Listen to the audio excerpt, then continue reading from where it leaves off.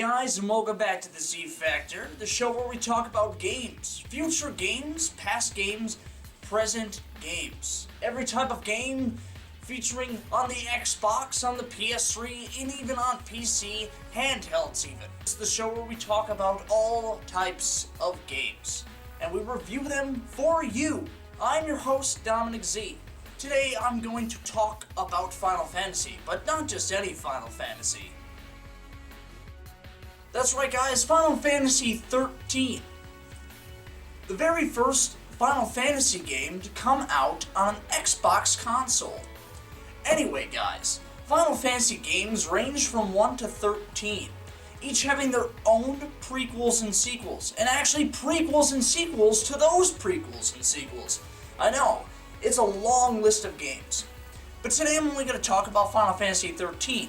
Now, one of the reasons I'm going to talk about Final Fantasy 13 is because Final Fantasy 13 Lightning Returns has recently come out, and I can't start with a third game. I can't start at 3. I need to start at the first game, where it all started.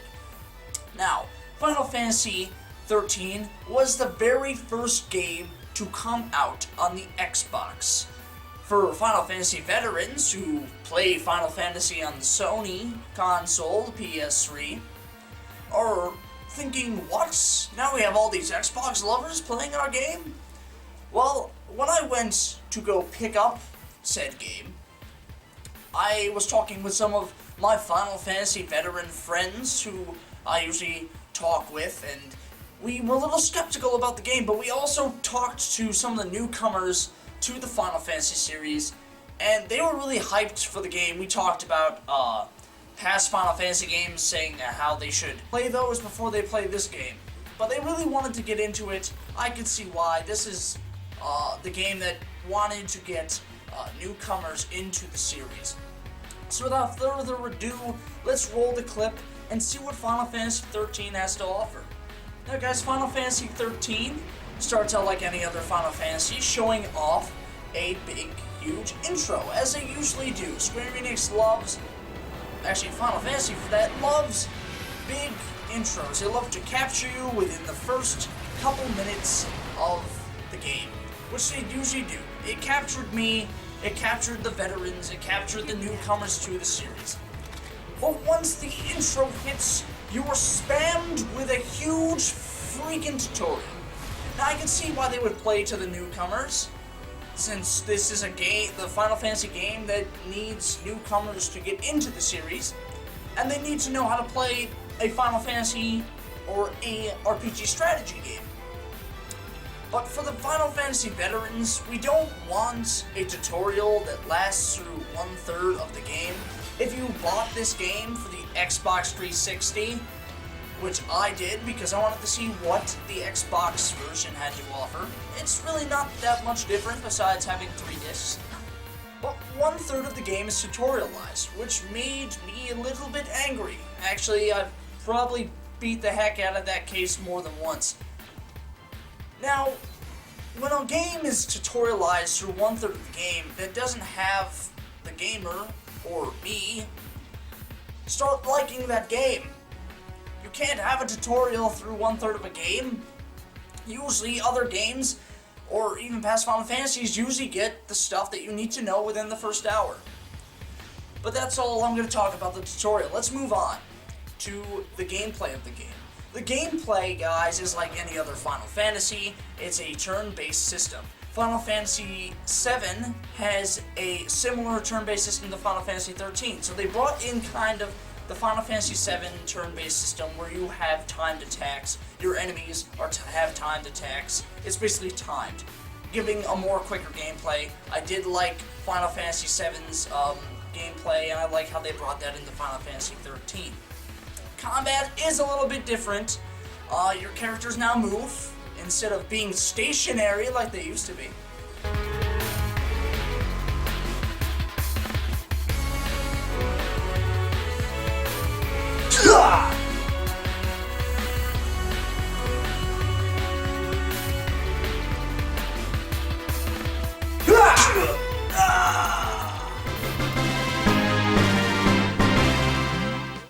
Now your enemies move. It's amazing They can help evade from attacks if the character moves right, which I loved how they brought that into the game.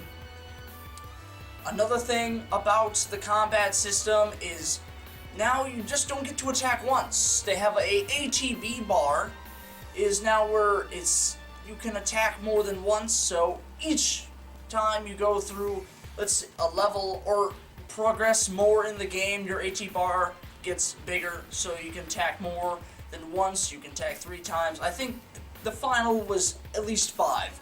You could have at least 5 attacks ranging, and you could use your abilities however you wanted.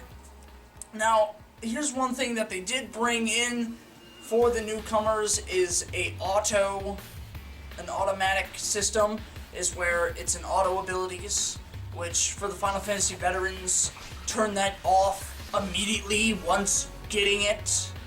I know I did. I went into settings and turned it off, because the auto abilities is basically playing the game for you. You can keep on spamming the freaking button over and over again to do it. The only thing you would be doing is switching the paradigm rules. Now, let's talk about that for a second. The paradigm rules, which I found to be a very interesting system. I love how they brought that in to the series. Paradigm system is where you can have more than one strategy at a time. Each character has specific roles. Some of your characters start out with a commando role, which is basically the fighting role. Some of them start out with a ravager, which is more of the magic.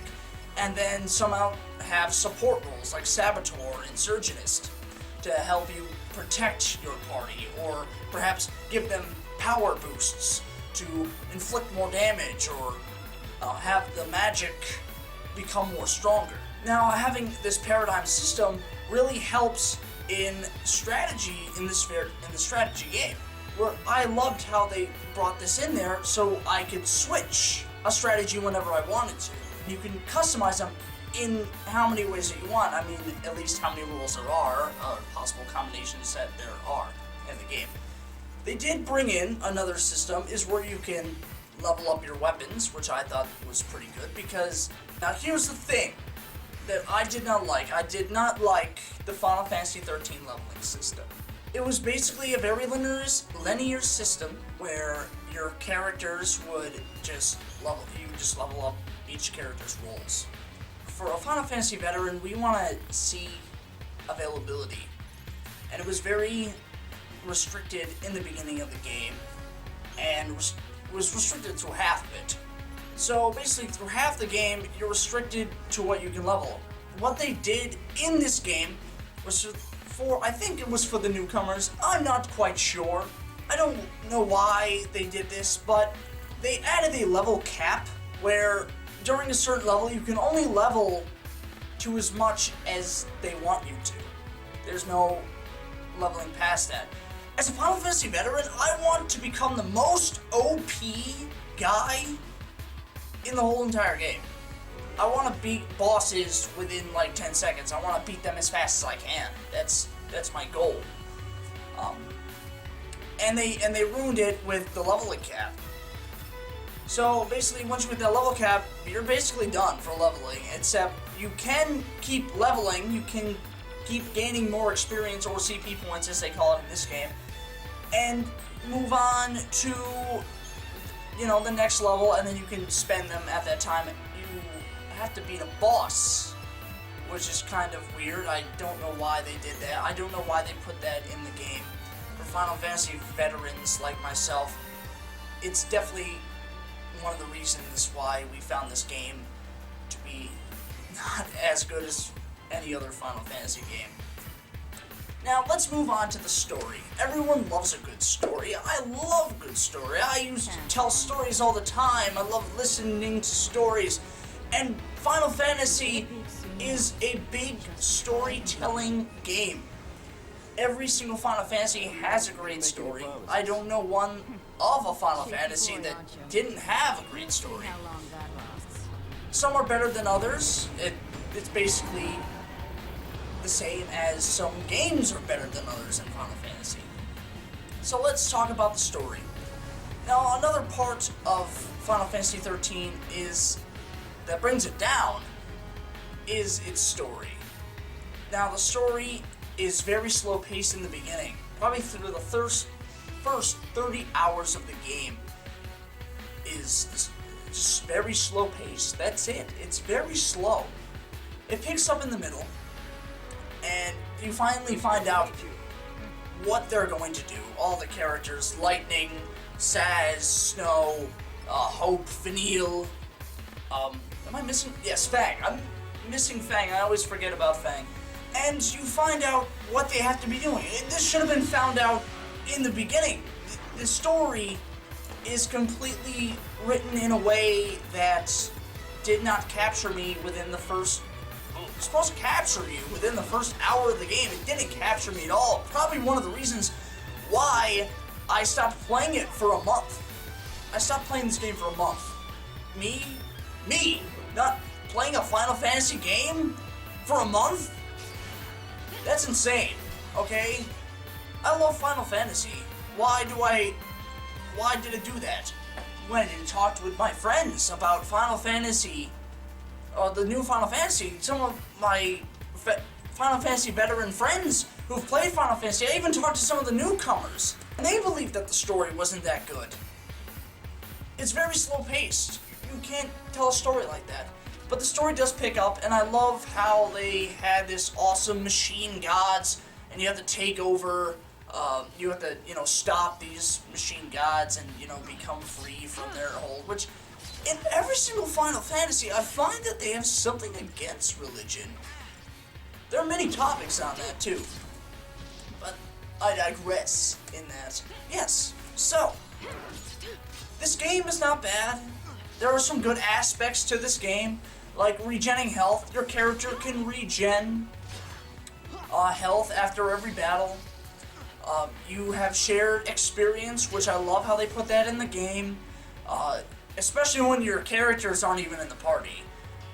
I would have been fine if it was just the people in the party that got leveled up. That would have been fine too, but it kind of makes up for the back and forth leveling system that you have to keep on doing, which is the back and forth method. A lot of people know about it, especially because if you played Final Fantasy 12, you did it a lot.